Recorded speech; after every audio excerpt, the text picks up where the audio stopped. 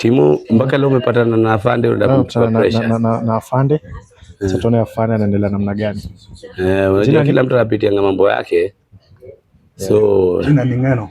Ngeno. Nice. Juzi nilikuwa unakwanga Buruburu police station. Okay.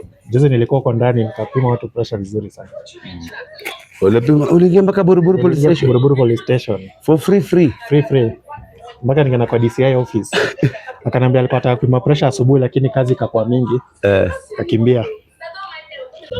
Tuone afande vile iko. 146, 95. So let me take another check to one.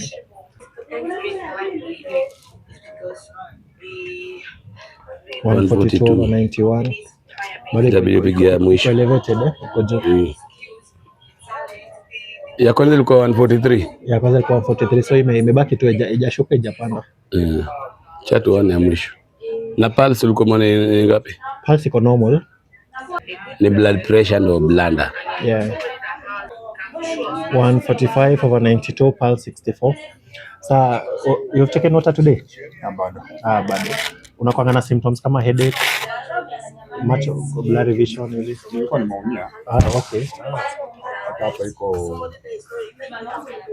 siamka na pikipiki. Very sorry man. It was very recent. You're on medications. So that injury could be there as a result of this high blood pressure. So it's likely elevated, not dangerous, not harmful. Yeah, but we hope with time it. So what you do?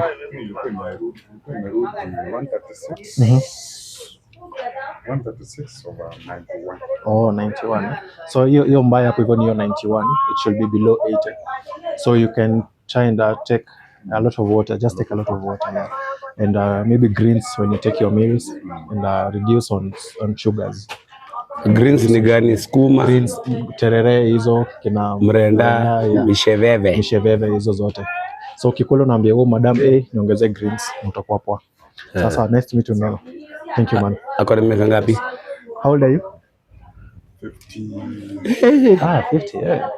That's why, but not dangerous. Your pressure is not. Si dangerous. We hope itarudi normal with time. 55.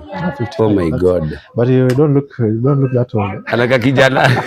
Umejimaintain vizuri. Sawa. 1971. Sawa, moral mzae. Thank you man.